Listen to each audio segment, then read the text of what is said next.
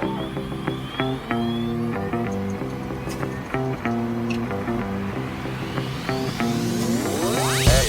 pessoal, muito prazer. Meu nome é Letícia, Leti para a maioria.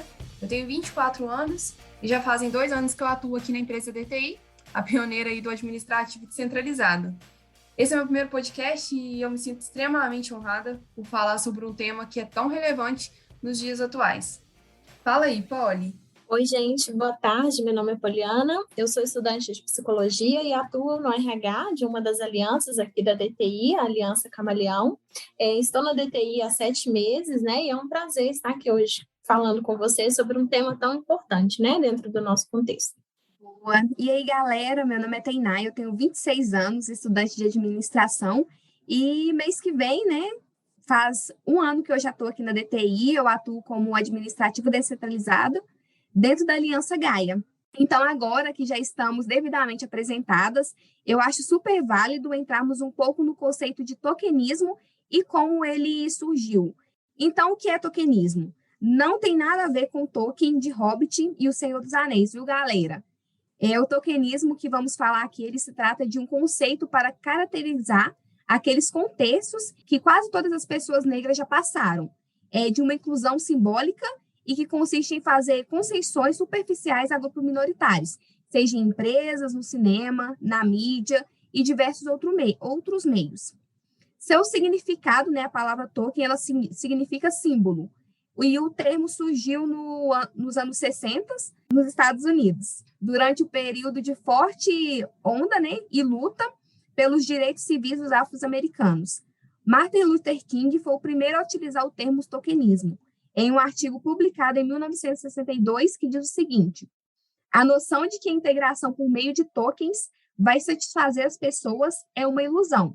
O negro de hoje ele tem uma noção nova de quem é. Nesse texto, né, Luther King ele critica o fato de que o tokenismo ele serve apenas para dar uma imagem progressista, ou seja, uma organização ou projeto que incorpora um número mínimo de membros minoritários somente para gerar uma falsa sensação de diversidade ou igualdade.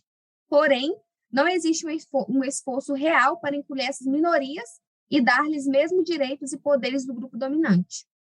Muito bom, Tainá. Já puxando um gancho aqui, nisso aí que a Tainá está falando, né? A participação de pessoas negras em campanhas publicitárias, ela aumentou consideravelmente nos últimos tempos. Porém, segundo a pesquisa realizada lá no Instituto Etnos, em 2015, afrodescendentes eles ocupam menos de 74% dos cargos de alta direção, gente. E nas 50 maiores agências de publicidade do país, 35 em cada 1.000 funcionários eram negros. Em outra pesquisa do grupo, realizada em 500 das maiores empresas do Brasil, apontou que apenas 4,7% de cargos de gerência eram ocupados por pessoas negras, gente. Acredite se vocês quiserem. Então, se eu pudesse mostrar aqui, né, já que a gente está falando em um podcast, a gente não é um vídeo, né, não dá para a gente mostrar assim, mas eu vou tentar traduzir isso. Se eu pudesse mostrar uma imagem aqui agora, eu mostraria uma campanha publicitária, onde se tem várias pessoas negras ali, né, uma bela campanha, né, que vai ter essas pessoas, só que por trás dessa campanha, a equipe era literalmente toda branca. Então, né, é meio estranho, assim. É engraçado, né, Leti, que eles estão querendo, né, a maioria das organizações, tratar com diversidade uma pessoa que faz parte de um grupo que representa 54% da população brasileira. E será que realmente estamos falando de representatividade ou é tokenismo? E aí o tokenismo, né, gente, na prática, como a Tainá ela trouxe muito bem aí, ele vai ser quando uma empresa ela contrata um percentual mínimo, conforme foi mencionado, um grupo minoritário que sofreu e ainda sofre algum tipo de preconceito ou discriminação. Então, coloca-se esse percentual mínimo para trabalhar nas empresas para apenas falar que, entre aspas aqui, tá, eu estou gesticulando, há uma representatividade e que a empresa se preocupa com a diversidade social, mas que, na verdade, não existe. Porque se você for olhar o corpo da empresa como um todo, você vai ver que esse grupo contratado ali ele é mínimo. Portanto, não tem uma representatividade. Não há uma proporcionalidade entre a diversidade dentro dessas organizações. E aqui, né, eu gostaria de fazer uma analogia para ficar um pouco mais claro sobre esse conceito de tokenismo, que é uma frase brasileira, não sei se vocês já ouviram, mas é o boi de piranha. E aí, o que vem a ser esse boi de piranha, né? E onde essa frase ela vai se encaixar nisso tudo? Então, só para me dar um contexto, porque pode ser que tenha pessoas que não conheçam esse termo, quando os boiadeiros, eles precisavam atravessar os gados nos rios que tinham piranhas, eles escolhiam ali um boi velho ou algum boi mais frágil, algum que estava doente, e para ir primeiro. E ele colocava esse animal acima ou abaixo do ponto onde eles precisavam atravessar. E aí, enquanto as piranhas distraídas estavam devorando aquele boi frágil ali, né, o restante do gado, os mais saudáveis, os gados mais novos, os melhores gados, né, eles atravessaram os rios, o rio, né, sem risco daquelas piranhas ali atacar eles. Ou seja, o animal, ele era sacrificado para que os outros pudessem atravessar com segurança. Mas aí o que o coitadinho do boi tem a ver com tokenismo, Letícia? Tá, gente, eu vou explicar para vocês. O boi de piranha aqui, né, ele está sendo representado por essa minoria justamente que a gente está falando dentro das empresas.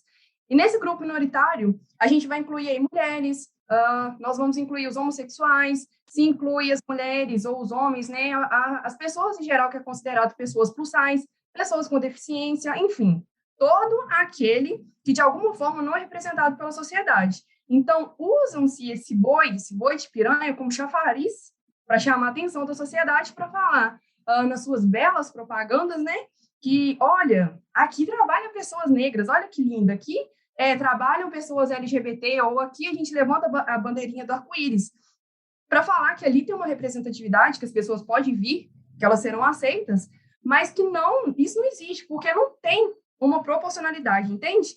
E aí, assim, as empresas, elas usam esse boi de piranha, essa parte minoritária, para ela se antecipar de ser rechaçada e sofrer um boicote por esses grupos minoritários que não se veem representados por essa empresa. E aí, é interessante a gente refletir também sobre isso, sobre essa luta, sobre esse grito de igualdade mesmo, sabe? Porém, na maioria das vezes, essa mudança, ela é muito superficial. É uma mudança somente para a mídia, sendo que, na real, gente, não deveria ser esse o pensamento, né? Igual eu gostaria de trazer aqui dois exemplos, que eu vou começar falando sobre o Dolce & Gabbana. Então, só para me dar um resumo aqui, antigamente, no começo dos desfiles da Dolce & Gabbana, tinha sempre modelos padronizadas. Tinha que ser ali mulheres brancas, tinha que ter tal altura, tinha que ter tal quadril, enfim. Não podia ser mulheres negras, não podia ser mulheres plus size, nem de outras etnias, nada desse tipo, nada mesmo. E aí, no começo do mundo da moda, né, tinha realmente essa padronização e ninguém falava nada, não tinha aberto ainda para a diversidade. Porém, gente, o mundo ele foi mudando, foi abrindo oportunidades para essa diversidade, assim, porém, a Dolce & Gabbana, ela não aceitou essa mudança. Eles ficaram na mesma padronização, sendo que todo mundo estava ali se diversificando. E aí as pessoas começaram a se questionar sobre isso, né, do porquê a Dolce & Gabbana não aceitava essa diversidade, né? E aí eles, com um jeitinho meiguinho de ser, e aqui eu tô sendo irônica, tá? O Domenico Dolce e o Stefano Gabbana, eles falaram que não ia mudar, que essa padronização era o ponto forte deles e ponto. E é isso. E aí muita gente, né, o que aconteceu foi que muita gente, ela parou de consumir quaisquer produtos que fosse da Dolce & Gabbana, e aí a economia deles baixou muito, e aí foi quando eles tiveram a brilhante ideia, e de novo eu tô sendo irônica aqui, tá, gente, porque isso não foi uma brilhante ideia, onde eles fizeram uma propaganda com uma mulher asiática comendo uma pizza italiana com hashi. E aí a Dolce & Gabbana foi duramente criticada por isso, porque a galera ficou super ofendida, e também não é para menos, né, gente? Porque o que deu a entender é que eles literalmente só colocaram ali uma mulher asiática usando os produtos deles só para falar que na Dolce & Gabbana tinha representatividade. Só que eles usaram isso literalmente num tom de zoeira, eles deixaram claro que eles não concordavam com isso.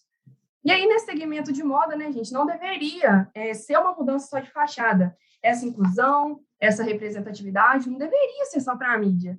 Porque deveria ser uma mudança, porque quando a pessoa ela olhasse para aquela loja ou ela olhasse para aquela marca, ela pudesse se enxergar ali dentro. E aí a loja também mostrar que ela pudesse ter, que ela poderia, que ela pode, né, atender clientes diversos. E aqui, só o último caso, para finalizar, assim, porque eu acho que eu já falei muito aqui, né? E eu não poderia deixar de mencionar sobre o caso da Zara, que aconteceu recentemente aí, onde uma mulher negra, a Ana Paula Barroso, ela chegou na loja ali, toda humilde, tomando um sorvetinho, né? E o gerente da loja simplesmente foi ao encontro dela e expulsou ela da loja, pediu ela para sair de lá por questões, segundo ele, por questões de segurança da loja. E depois, quando a mídia veio, eles alegaram que só expulsaram ela da loja por causa que ela não estava usando a máscara corretamente. Só que isso é uma baita de uma mentira, né, gente? Porque eles puxaram as imagens da câmera e viu que naquele mesmo dia ali tinha diversas pessoas brancas transitando pela loja sem o uso da máscara. E aí, o que pegou, além de tudo, né, isso aqui eu fico bem animada com isso, porque eles ferraram, literalmente, assim, porque essa mulher, ela era advogada e ainda por cima, ela atuava justamente no Departamento de Proteção aos Grupos Vulneráveis.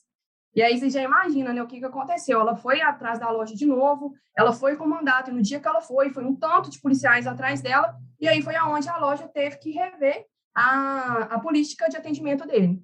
Então, a gente fala, né, as pessoas falam tanto de diversidade, que quando alguém daquele menor grupo chega em uma loja, conforme mencionei aqui dos dois casos, ou então entra numa empresa, é tudo uma questão de ser visto como uma boa organização, mas que, na verdade, só está usando esse pequeno grupo para chamar a atenção e dizer que apoia sim, e, na verdade, não é bem isso.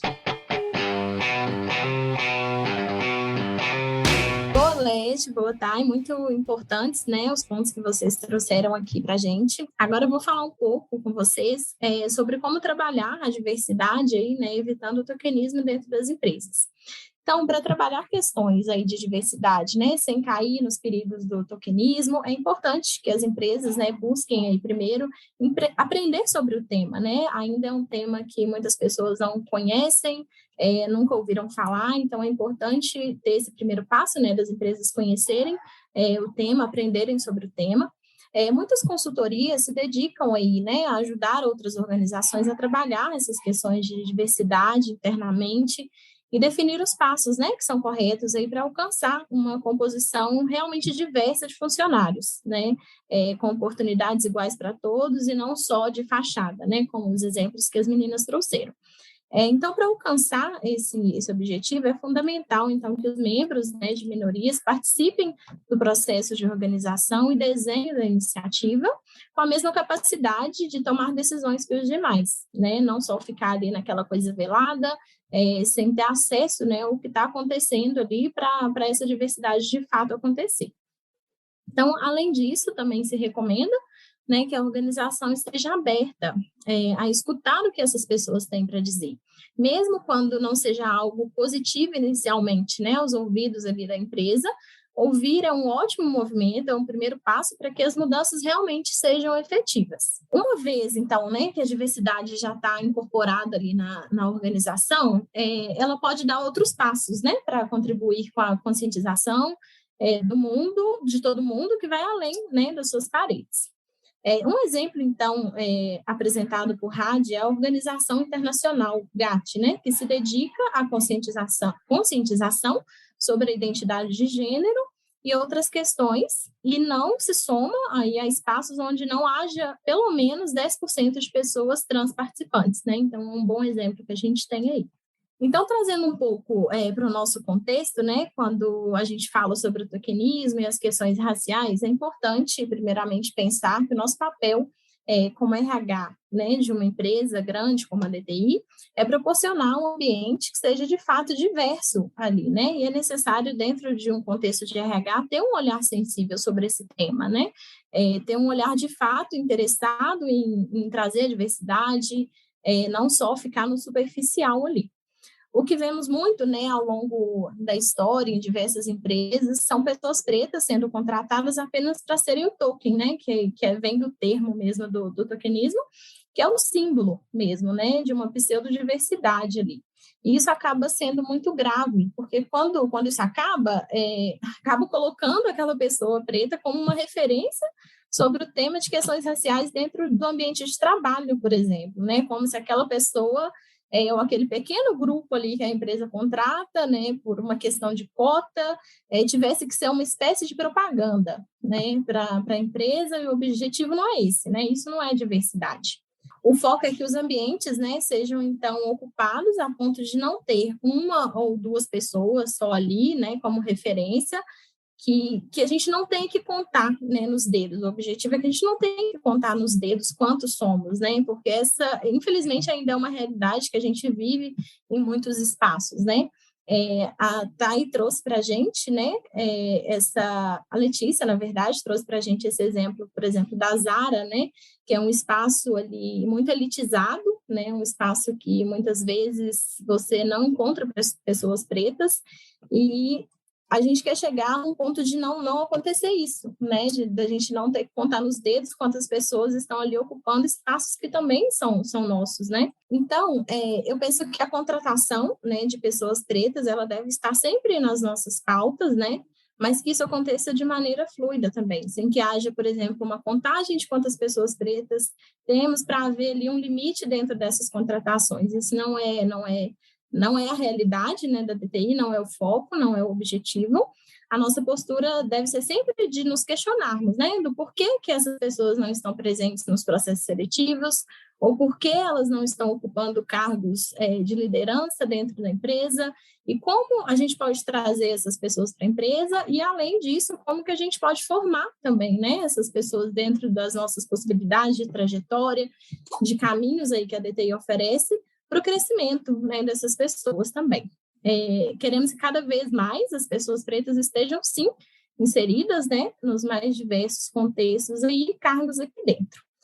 Então, trazendo um pouquinho, assim, do que acontece dentro da DTI, né, a gente tem dentro da DTI a Incluir, né, que nasceu aí da busca de tornar a DTI mais inclusiva, mais diversa, tornando as pessoas cada vez mais protagonistas mesmo das suas trajetórias. E temos também a Guilda Plural, né, que aborda e atua atualmente aí com assuntos ligados a temas da diversidade e inclusão de um modo geral. E fica aí o convite também para todos os crafters, né, que participam, que querem participar com a gente. É muito, muito legal, a gente traz temas muito interessantes, né, e alguns encontros são abertos também ao público externo. Então, quem quiser participar, está feito o convite. Acho que a Guilda Plural, ela aborda temas, por exemplo, questões raciais, questões, né, de pessoas com deficiência, e o interessante é que não só esse público participe das guildas, né, que isso se expanda para que outras pessoas também conheçam, né, e participem, se interem do assunto, para que forme uma rede mesmo, né, não só ali que as pessoas que têm deficiência, as pessoas pretas estejam presentes, mas é um espaço para todos, né, de conhecimento mesmo. Parabéns, Polly, muito bom, viu? Agora, pessoal, eu vou trazer, né, o último tópico aqui, que é identificando o tokenismo nas telonas, né? Trazendo um exemplo aqui da cultura pop, e isso se traduz naquele único personagem, negro no meio de um mar de gente branca, ou numa única mulher no meio de um elenco formado inteiramente por homens. Ou seja, o tokenismo, né, é uma estratégia de defesa antecipada, falado muito bem pela Polly, pela Leti, é uma defesa que ensaia trazer representatividade para uma produção, mas acaba entregando apenas o mínimo na forma de um único personagem que serve apenas de pano de fundo para a história de outros. Na maioria das vezes, quando vemos, né, as pessoas negras nos cinemas, são sempre personagens secundários e terciários, e frequentemente são estereotipados e estáticos. E não se desenvolve, né, no cinema, tem uma história rasa e muito superficial, e as pessoas não agregam muito na história pessoal do personagem. E o ponto, né, principal aqui é que a gente quer deixar é que representatividade é o que queremos, e não ser só apenas um símbolo. E eu fico muito feliz de trazer um ponto, uma referência, né, que para mim é Maravigold, porque eu adoro, e também foi até citado no episódio 2, né, do Afrofuturismo, pelo Gabra e pelo Luiz, que eles citaram, né, o filme do Pantera Negra. E vocês já ouviram falar do Chadwick Boseman? Para quem não sabe, ele foi o ator que estrelou, né, como o personagem Pantera Negra no filme que criou um marco de representatividade nas telonas. Longa teve elenco predominantemente negro. Chadwick Boseman, né, gente, ele levou para as telas um importante personagem de quadrinhos para o movimento negro. Lotou salas do mundo todo e criou um marco de representatividade nos cinemas. Pantera Negra, ele foi o primeiro filme de super-herói protagonizado por um afro-americano e dirigido por um. Ganhou também, disputou Oscar e foi elogiado por ressoar as tensões sociais nos Estados Unidos na trama. Nunca antes um personagem de quadrinhos foi tão importante para o movimento negro como esse. Ele mostrou uma África, gente, como ninguém nunca viu.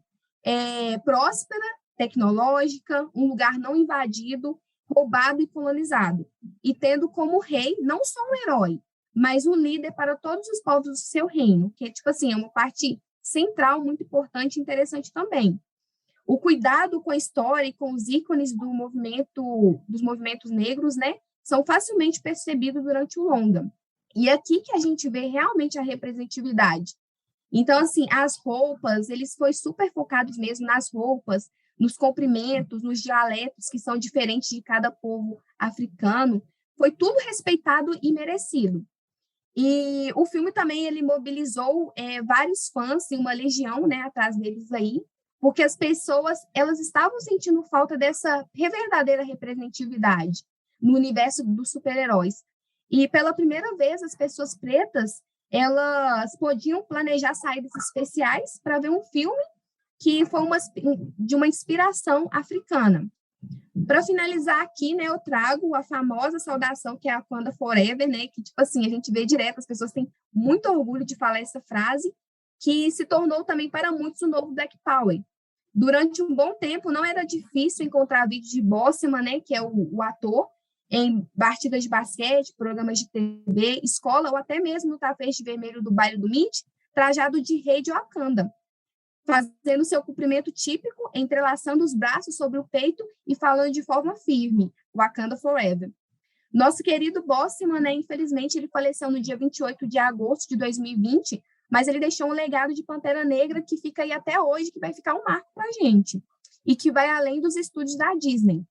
Foi um filme que mudou a forma como os pretos são retratados no cinema, nos desenhos e até mesmo nas dublagens. E quisera, né, o destino de Boseman viessem a morrer exatamente 57 anos depois do discurso mais emblemático de Martin Luther King Jr., I Have a Dream, em que ele imaginou os Estados Unidos sem desigualdades, racismo e violência contra o povo preto, lugar muito parecido com Wakanda, o rei de T'Challa.